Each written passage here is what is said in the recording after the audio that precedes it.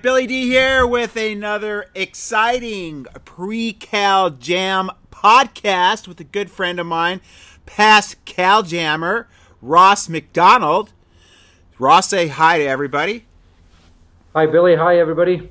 Great to be here. Thanks very much for inviting me. Well, it's great to have you. And I've been over the pond a couple times and spoke at your gig. Why don't you tell me a little bit about your gig? Well, our gig started 11, 12 years ago now, Billy, and really one of the ideas of it was that Beck and I, my wife, who's a chiropractor as well, we got to the stage where we were fed up traveling to the States and traveling to Australia and Canada to see world-class speakers like yourself. So we decided that it was a time to start bringing people over the pond and start bringing them to Scotland. Partly it suited us family-wise because our children were very young at that stage, but partly it was also to start allowing our chiropractic community over here to experience the science, art, and philosophy from our world-class speakers that they maybe hadn't experienced before, and to allow them to grow and develop and share the experiences that we'd been lucky to have by traveling. So really that's where it started, and it's grown and morphed, and yeah, it's exciting, it's busy. You know what that's like trying to organize it yourself, and it's great fun though, very worthwhile. And Beck and I have been really blessed to meet some amazing leaders in our profession and to break bread with them. And yeah, it's helped us personally, helped us professionally, and obviously hopefully helped our communities as well. So yeah, the first time I came over there, I was a little gun shy. I swear that night before I spoke to your group, I stayed up all night because I wasn't, I'm that typical, well, not typical, but I'm a little bit of an 8-ball in the profession, and a lot of people like me, but there's a lot of people that don't like me because it just can't really resonate with my energy. And I was really apprehensive about your group, but the minute I started talking at your group, I felt the love, and it was such a great group, and I really appreciate the opportunity to come over there. So let's talk about what your project you got. That if that wasn't enough of a project, now you've decided that you want to open a college over there. Yeah, well, I suppose the real reason, if I can bore everybody by going back to a few kind of issues in the past. In 2007, I took over as the president of the Scottish Chiropractic Association, and I'd never been in my mind to get into politics. Chiropractic and politics, I love getting my hands on patients, I love turning on that power, I love being in the practice and working with people to help bring out their optimal potential. And I kind of fell into the role of being this president, and I realized over the next few years as to why it actually had kind of fallen on my lap. And one of the things that then started to happen was the profession became under fire from the so-called chiropractic skeptics. And I know that yourself, myself, some of our great friends across the globe have been under fire from these people who are highly focused, highly passionate about their kind of work that they're doing. And I really felt that what was happening in chiropractic was that we weren't as focused, as passionate, and as dedicated to delivering our message and fighting against this real attack on what I see to be a vital truth, which is that chiropractic has a huge part to play in the development and the healthcare of humanity. But what happened at that time was that our regulatory board decided that they were going to effectively outlaw terms such as the use of the term subluxation, such as the fact that chiropractic may have an impact on health, and of course that misnomer that they always use, the disease without the hyphen, that all of us say that we really can help, And what happened at the time was that I realized that many of these decisions that were being made at regulatory board level were actually being made by so-called educationalists. So they were being made by people and influenced by people who were sitting, doing what they perceived to be good jobs in their educational institutions, but they were dissociated by what was happening at the coalface in practice. They were dissociated by what was actually coming and presenting to our practices day in, day out.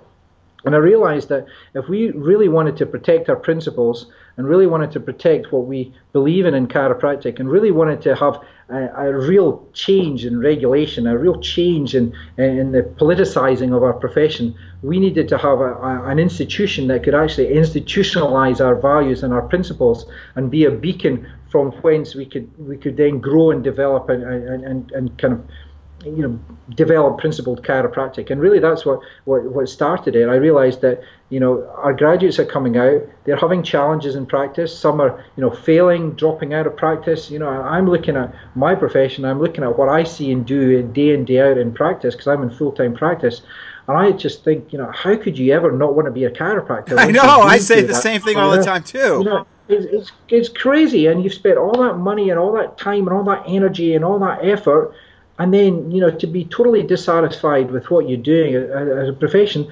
I then said, we've got to change this. We've got to start, spizzing our chiropractic graduates and allowing our students to grow and develop so that when they come out, they can be assets to our practice, not liabilities. So they've got confidence and faith in what they're able to do and deliver through the chiropractic adjustment. They actually have a belief and a principle of what they're actually assessing, detecting, and correcting when they've got somebody in front of them. And I really decided that, we needed to set up an institution which allowed us to graduate chiropractors as you and I both knew they used to be, coming out with a high self-esteem, with a great confidence in what they're doing, and actually be able to come out and deliver the message, the simple message of chiropractic.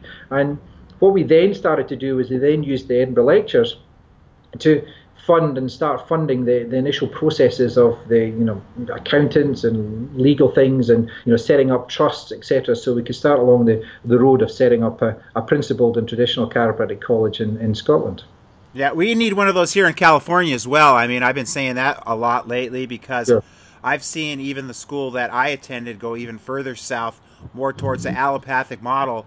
And obviously, both you and I being in full-time practice, we see the miracles of chiropractic. Sometimes Absolutely. Miracles I don't even believe can happen. That's and right.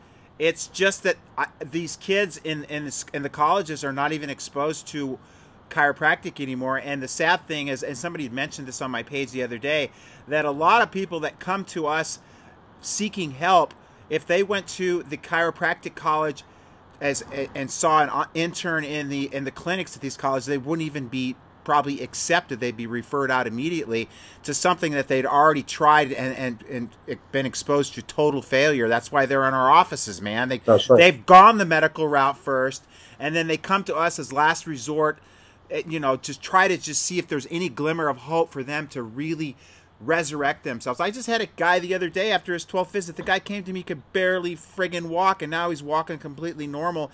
And he's been suffering with this for 3 years. I mean, I could go on and on about all the kid stuff. Absolutely. But we see it day in, day out. We see the miracles.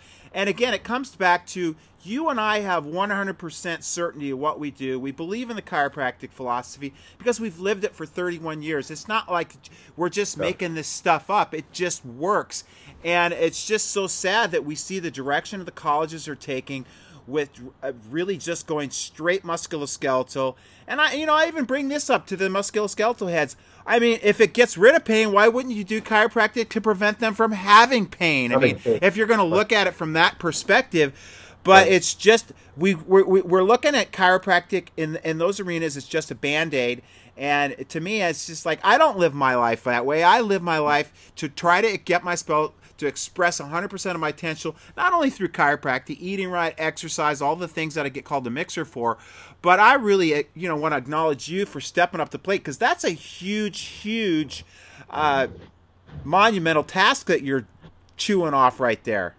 Yeah, and I think you probably don't realize just how big it is until I got into it as well, because and how just all the legislative stuff you got to do, but it's actually making sure you satisfy everything you go out to try and do without because you can get caught up in all this. It's the same with the politics. You can get caught up in all the minutiae of things, and then forget the big picture, which is exactly that. Sometimes the miracles we see, and I will call them miracles because you cannot put an RCT to some of the things that we see in practice and some of the changes that you see. And sometimes it's actually, I don't really know why it's happened. I don't really know, why that change has occurred, but they happen.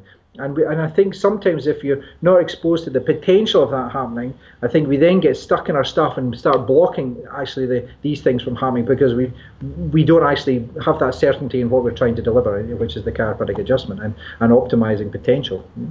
Right. And it's like I say this all the time too, and I got this from Tim Shakespeare that we only perceive about 6% what's going on in the quantum. There's so much going on that we have no even comprehension or even capacity to comprehend in the healing process. And I think a lot of it has to do with, does Does the patient have hope in what you're doing? Do you feel confident in what you're doing? What energy are you putting into the universe? Is there that love, connection, bond between the patients? Those things are those are things that we'll never ever be able to measure objectively. And for us, and I think the more that we try to measure things, the further we're going to get from where we need to go with healing and helping people respond as far as healthcare is concerned. The more we try to measure things like that, the more we're interfering with the healing process. Right. Ultimately, we're fiddling with it. So. All right, so you've got some big challenges, not only with just putting the time and effort and all the things that you're doing, which I can't even begin to try to imagine. I mean, I put CalJam on to me, and that's like a whole completely another, it's a whole nother job. People don't understand that, and and you understand that with your event. That but for me, I also have to deal with music and all the other things, not only just speakers, but musicians, which is a whole nother issue. You have to deal with dancing and kilts. Yeah, you do, and you didn't get me to put the kilt on. I'm sorry. No, but next time I'll bring you one for CalJam. So I'm just worried about not wearing underwear. That's my big thing. That's okay. Free balling's good. Is it okay? Tom Petty did a song about that, didn't he? Yeah, absolutely. Free balling. And Chris Kent sent me a scientific paper that said that the Scots Guards had the highest sperm count in the world because they wore the kilt. That's right. I can believe that. I mean, as a surfer, we don't wear underwear that much either, so I guess I could get away with it. So your big challenge is raising some money. So how can we help you do that, man? And how? Well, I think that, you said you need how much? Oh, go ahead. I'll let you go ahead talk. What we're looking for is in an ideal world, we're looking to raise £3 million, which is approximately, at the moment, because the exchange rate is going the way it is, about $3.75 million. And you tried to blame that on Trump just a few minutes ago, right? Well, try to blame on Trump and Brexit and a good few other things. Exactly. What does Trump have to do with it? I understand Brexit, but what does Trump? Well, I think the fluctuations in the stock exchange and the fluctuations in the strength of the pound is being affected by Trump, Clinton, and our Brexit vote over here to leave Europe. The uncertainty in the world. Something like that. And what about Putin calling everybody home and doing all the fallout practice and drills and stuff? Does that have any concern to anybody else other than me? Well, I suppose if you think about it too much, but the Russians have been doing that for many thousands of years. So good. You make me feel better already, Ross. Yeah, we're closer to them. Well, actually, no, you're close to the other side, I suppose, aren't you, in California? So yeah, we're all on the same. Hey, Ross, we're all on the same planet. As people, it's not like if there's fallout, it's just going to go to California. It's going to go everywhere. Okay, everywhere. That's right. Might hit you guys first. Might aim for you guys first. So. It's kind of a closed system we live in here, whether people want to believe it or... But the thing is, that being in Scotland, we're pretty radical as well, so they probably won't bomb us first. Yeah. So we'll be fine. Okay, so how do we raise the money for you? What can we do? How can we help you? Really, what we're wanting to do is want to make sure we've got enough funds to allow the first cohort to go all the way through. We're setting up a private chiropractic institution, and a couple of reasons for that. The first reason is so we can have absolute control over the chiropractic curriculum, because I think what happens is when we start getting involved in universities and kind of getting involved in other bigger kind of powers controlling what's happening, we start to lose the specificity of what we want to teach. So yes, we've got to do certain things to match up with our accreditation criteria with the General Chiropractic Council, but we've got to make sure that we are delivering a chiropractic program that is strong in the philosophy and principles, that is strong in the recognition and the reverence for the art of chiropractic, and is also strong in the contemporary science and understanding the contemporary science of chiropractic as well. So I think that's one of the reasons for doing the private chiropractic college. In doing so, it means we've got to set everything up. We've got to get a building, we've got to do a fit out, we've got to do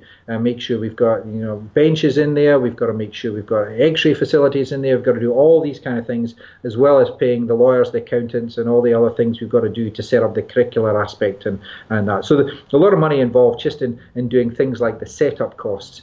I also want to make sure that we've got enough money in place before we open the college to allow us to get that first year cohort all the way through to their graduation. Now, one of the reasons I want to do that is we've seen historically with chiropractic colleges that they set up and then they run out of money as they go through. So then you've got students who are in limbo, and panicking. That would be good. How they're going to get through the rest of their degree. So I want to make sure we've got everything in place, especially because it's not just my money. It's going to be lots of other kind of donors and founders coming in to allow us to to get that process in place. Now, one of the attractive things at the moment with regard to it is that if you're a principled chiropractor, if you're a traditional chiropractor and you want to get involved in actually, leaving a little bit of a legacy, but you don't want to be getting involved in setting up conferences like you've done yourself or I've done or other things which take a lot of time, energy and effort, this is a way to get in and be a founder of the Scotland College of Chiropractic and actually donate at the ground level and start to have an influence on the types of chiropractors that are going to be coming out in the field in the future and the types of chiropractors that we're going to be leaving. BJ talked about, lighting a candle doesn't actually, dim it, brightens and kind of keeps that bright light. And I think as a chiropractor, we should be looking at leaving our profession in at least as good a state as we inherited it, but hopefully a better state. So for anybody who is, listening to these podcasts and resonates with yourself and your message, Billy, I would encourage them, if they wanted to get involved with a college process that is a principled college process, to actually get in at the ground level and, bring their ideas, bring their thoughts, bring their money, but get involved. And because we're looking to encourage the profession, this is going to be a chiropractic college by the profession, for the profession. We want to graduate chiropractors that are a credit to their chiropractic practices when they go into them after they graduate. And I think, we need to make sure that we're staying true to the principle, staying true to our vision of what we're trying to do, but we also need to make sure we've got the finances in place to allow us to deliver on that promise as well. So. All right, let me ask you a question. These recent startups that we've seen globally, do they all have to go through the same processes? And how did they, in the past, raise money to start these colleges? Well, I think a lot of the startups that are happening, certainly in the UK and Europe now, there's a lot of startups happening but in medical faculties and universities. So what they're actually finding is that then they're not needing as much money to set up, and they've got the basic sciences are in place, the anatomy, the physiology, etc., that they can get taught. But of course, what then happens is they're kind of setting up in these medical faculties so that they can have a collaboration with the medical faculty and a collaboration with the medical school and physiotherapy schools. And for me, medicine and physiotherapy is totally distinct from chiropractic. Right. And there's nothing sure that we're actually going to dilute the chiropractic education. I mean, we're already getting schools graduating chiropractors that can't assess, detect, and correct an upper cervical subluxation and don't have the confidence to actually deliver on that either. So, for example, a graduate coming out who couldn't, adjust an upper neck, wouldn't be able to slot into my practice, because they wouldn't be able to assess, they wouldn't be able to, take over and do a locum for me in practice. And a lot of this is happening because our principles are being diluted, our practices are being diluted. People can argue philosophically about chiropractic, and they will do till the cows come home. But if we look at the actual specificity of our art, we're losing that. We're losing what was really handed down to us as a real specific adjustment, with a contact and a force that's going through a particular instantaneous point of contact on that patient to free up that kind of innate healing ability within that patient. And if we're not being taught that, and we're not taught how to adjust, assess, detect and correct and adjust if appropriate, we're losing the specificity of our profession. And what's the difference between us and a manipulative physiotherapist? Because ultimately then our kind of idea or our focus or our outcome is the same, And the sad thing is they're not even getting a lot of that anymore. They're doing more soft tissue techniques. They're more into, rehabilitation. Right, and the adjustment is like sixth rung on priority or prioritization of what they're learning. They're learning more about diagnostics. They're learning more about how to refer out. And again, the thing with some of these things like rehab and whatever else that people are learning, if people want to go down the line and do things and add things into practice like nutrition and everything else, that is okay. But there are certain core things that you've got to be taught as a chiropractic undergraduate that in many, many colleges around the world are not being taught now. So from what I got taught as an undergraduate chiropractic student, now I look at students across the globe and they're not getting taught the same things. Right. So they don't have the toolkit to come out and go into a chiropractic practice. For example, your practice, my practice, many of our colleagues' practices, and be able to, be an asset in that practice. And, I get a little worried too a lot of times with, you see a lot of these colleges open up in just different parts of the world, that how much is being lost in the whole translation of what really chiropractic was founded on. And Sure. you look at our founding principles, you even look at our history, and a lot of that's not even recognized probably in a lot of these schools, because they've become also more entrenched in the allopathic model versus the what we like to say is kind of a vitalistic paradigm, which is chiropractic. That's what it's really all about. So That's right. it scares me, because you see colleges opening up all over the place. And again, I know it's getting diluted because a lot is lost just in translation, probably Sure. with just different cultures and what these people, foresee what chiropractic really is. Right, but I also think a lot is getting lost because, with some of these colleges that are getting open across the globe, the leadership of these colleges actually then ends up being somebody on site, who may not be a chiropractor, may not be a philosopher, may not be a chiropractic scientist, that's getting led by somebody who's not a chiropractor. And I think, when you have chiropractic programs being highly influenced by non-chiropractors, it's the same as looking at regulatory boards. If you look at regulatory boards and their lay members have never been into a chiropractic office as a patient, or even just to observe what happens in a chiropractic office or a variety of chiropractic offices, because I'm not saying one chiropractic office is better than another, but a variety of chiropractic offices, how can you then be a regulator? How can you then understand what is, what isn't, and what is good standard, what is good practice in chiropractic? So, and I think that's a really, really kind of challenging kind of mode for chiropractic education as it grows and develops worldwide. And I'm not an educator. I'm a chiropractor wanting to start a college. Right. And I'm a chiropractor that would love to start a college, but I know it's a bigger chunk than I want to bite off right now. Sure. And I suppose what I've got to look at as well is I've got my different hats, because I look at it as a potential employer of a chiropractor coming out. So I'm looking at what I would be trying to see, what my wife and I would be looking to try and see as a good quality graduate that we would be wanting to employ to come into our practice and build and grow and develop and help them kind of grow in their chiropractic journey. I'm also looking at it as a president of a chiropractic association and saying, okay, what talents and skills and, we talk about the New Zealand All Blacks, the rugby team, the champion rugby team. They talk about building better people because better people make better All Blacks. But really, we need great people and great, leaders in our profession to make great chiropractors. We need to develop great people to make great chiropractors, because if we make great chiropractors, our profession is going to be great, and we're going to be able to take on this profession, and we're going to, grow and develop and be positive about ourselves. And that raises things like self-esteem and confidence and certainty, and all these other things start to grow. So as a president of a chiropractic association, I need more great people in my association. I need to see that grow and develop over the next few years.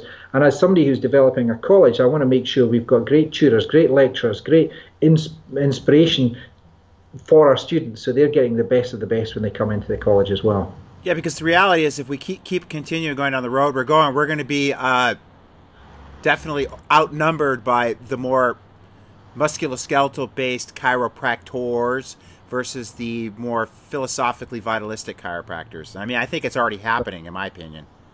Definitely. Okay. Definitely. All right. So if anybody wants to help out, why don't you give your contact information? And we'll also I think we're going to need subtitles for some of this because, but actually, you were pretty good today.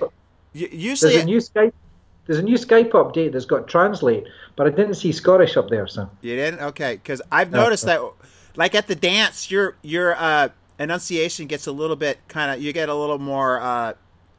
I can't understand what you're saying a lot of times. I try my best. There you go. Very good. I think you just talk faster at the parties than you do. Plus, it's probably loud at the parties too. So it's right. When we're all dancing with kilts on with the bagpipes going, right? And you guys eat a lot of weird stuff over there too. I mean, you had me eat some kind of really bizarre. I don't know. It was duck haggis.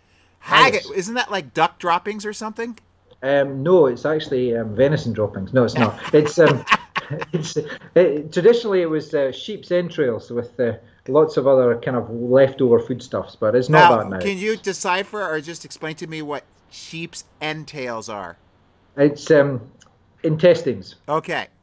That's what I thought. Sheep's entrails, yeah. Why did you have to call it? What they do is they'd fill it up with all the waste products and tie a little knot in it and boil it up, Yeah, it's kind of like a sausage, right? Yeah, that's right, but Yeah. a big one. You know? They ground up the like the eyeballs and okay. Everything. Yeah, Yeah. they don't do that now, but that's traditionally what they used to do. So. Yeah, it's kind of making me hungry right now. They don't put any nitrates in there though, right? Well, I'll send over some for you if you want. So All right, not yeah. sure if we get past customs though. I know Liam Schubel likes it, so that's the reason I like it. Okay. Right. So how do they He get just hold of makes you, it- and what do we need to do to make this happen? Well, if anybody wants to get in touch with me, best email address to get me on is ross at Scotland College Cairo Trust.co.uk. Okay. Any other Or- ways they can get a hold of you? Yep, absolutely. There's the www.scotlandcollegecairo.co.uk. That's the website, and you can sign up there, giving your name and address, and you'll get all the information as we start sending out newsletters. If anybody wants to donate directly, they can go on the BT My Donate site. So if you just Google BT My Donate, and it'll come up, and you can put in the name of the charity. I hate to say this, but I'm not understanding what you're saying. Can you spell it out? Yeah, BT is British Telecom, so B for Bravo, T for Telecom, and it's My Donate, so MYDONATE. Okay. And on that website, there's a little box that you can search for the charity, and the charity is the Scotland College of Chiropractic Charitable Trust, and you can make donations through there. For all our American donors or founders, potential founders, we are registered with CAF America as well. So you can go on the CAF America site, and anything over $500 is tax-free, tax deductible for American donors. We are in the process of setting up a relationship with CAF so that they clear us as a kind of registered charity with them. We're registered through them through the Scottish Charitable Register. So you have to kind of find your way around a little bit through that site. But we are able to take donations from overseas, and they're tax deductible for our American friends and family. All right, brother. So, and I'll be at CalJam as well. So. All right, yeah, you guys got a booth, I think, this year. Yeah, we've got a booth, and we're coming over with the family, and we're going to have some fun. Bring me some haggis. I will do, if I can get it through customs and immigration. All right. And we'll see what we can do and about getting you back on the CalJam stage. You were very articulate today. I like that. Thank you very much. Plus, you look cute as hell, if I may say so. Thank you. How old are you There's now? rosy cheeks. How old are you now? I'm 41. Yeah, you look like a kid, dude. You're carrying a lot of weight for a kid. Is what I'm saying. Yeah, all right, brother. I'm proud of you. I'm really stoked for what you're doing, and I will see you in February 24th, 25th, 26th. And I'm signing off because I got to do another podcast with Heidi Havoc. I got to get through another accent. What kind of accent does she have now? She's a Norwegian New Zealander, but say hi to her. She's a very good friend. So she's like a blend, a Norwegian. Absolutely. So I got and by the way, she'll speak quicker than me. Yeah, she might drop a few more F-bombs in you too. I think. I've been on good behavior. All right, signing off, brother. Love and appreciate you and everything that you're doing over there across the pond. Thank you very much for your time. All right, rock and roll, man. $7 can get you a romance novel, a #1 combo at In-N-Out Burger, a 12-pack of granola bars, a cup of green juice, or 1 month of access to the CalJam network. At CalJam, we take pride in the array of topics our speakers have covered over the past 8 years. With the CalJam network membership, most of our speakers' talks can be accessed. In our network, you can also find numerous seminars from the Dead Chiropractic Society's monthly meeting with over 100 chiropractors and some of the best speakers in the profession. The CalJam network is your all-access pass to CalJam and DCS workshops, videos, and chiropractic content. From past CalJam speakers to recent DCS seminars, the network is a great resource for anybody passionate about chiropractic health or global sustainability. So don't miss out! We upload new and exciting content monthly, which can stream on any device, even your smartphone. Join the CalJam network today for only $7 a month at caljam.org/network.